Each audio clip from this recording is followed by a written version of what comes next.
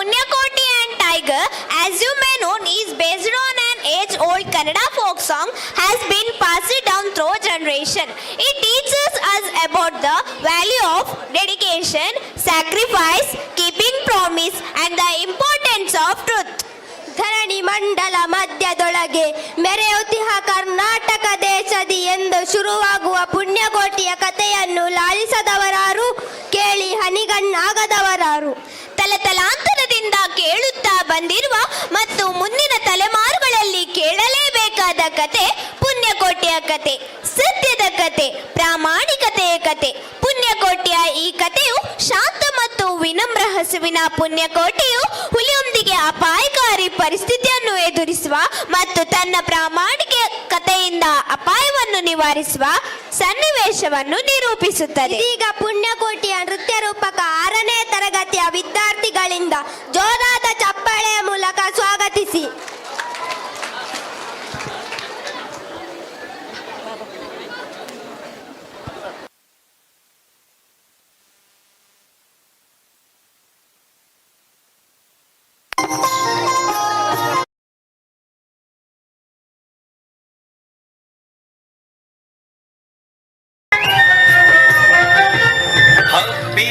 ಮಲೆ ಮಧ್ಯದೊಳಗೆ ಅದ್ಭುತನೆಂದೆಂಬ ವ್ಯಾಘ್ರನು ಅಬ್ಬರಿಸಿ ಹಸಿದು ಬೆಟ್ಟದ ಕಿಪ್ಪಿಯೊಳು ತಾರಿದ್ದನು. ಸಿಡಿದು ರೋಷದಿ ಮುರಿಯುತ್ತಾ ಹುಲಿ ಗುಡುಗುಡಿಸಿ ಬೋರಿಡುತ್ತ ಚಂಗನೆ ತುಡುಕಲೆರಗಿದ ರಭಸ ಕಂಜಿ ಚದುರಿ ಹೋದವು ಹಸುಗಳು.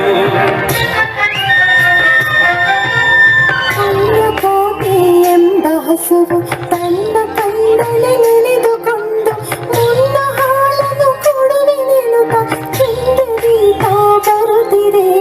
ಹಿಂದೆ ನಗೆ ಆಹಾರ ಸಿಕ್ಕಿತು ಎಂದು ಬೇಗನೆ ದುಷ್ಟ ವ್ಯಾಘ್ರನು ಒಂದು ಬಳಸಿ ಅಡ್ಡಗಟ್ಟಿ ನಿಂದನ ಹುಲಿರಾಯನು.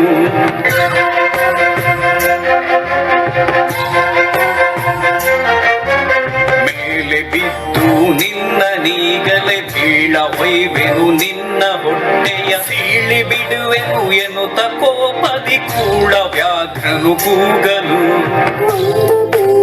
ಹೊಲಿಗೆ ಕೇಳು ಕಂಡನಿರುವನು ದೊಡ್ಡಿಯೊಳಗೆ ಒಂದು ನಿಮಿಷದಿ ಮೊಲೆಯ ಕೊಟ್ಟು ತಂದು ಸೇರಲಿದೆ.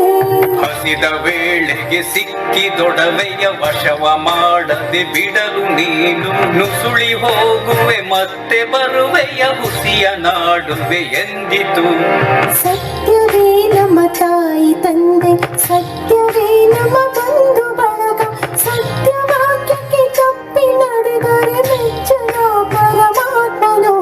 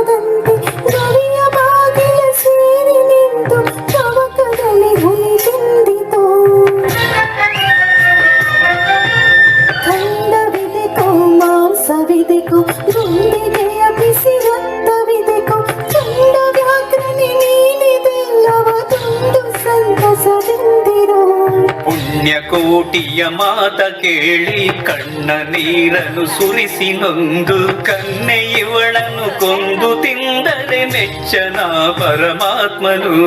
ಎನ್ನ ಒಡಹುಟ್ಟಕ್ಕ ನೀನು ನಿನ್ನ ಕೊಂದು ಏನ ಪಡೆವೆ ಎನ್ನುತ್ತಾ ಹುಲಿ ಹಾವಿನೆಗೆದು ತನ್ನ ಪ್ರಾಣವ ಬಿಟ್ಟಿತು. ಸತ್ಯವೇ ಭಗವಂತನೆಂಬ ಪುಣ್ಯಕೋಟಿಯ ಕಥೆಯಿದು. ಸತ್ಯವೇ ಭಗವಂತನೆಂಬ ಪುಣ್ಯಕೋಟಿಯ ಕಥೆಯಿದು.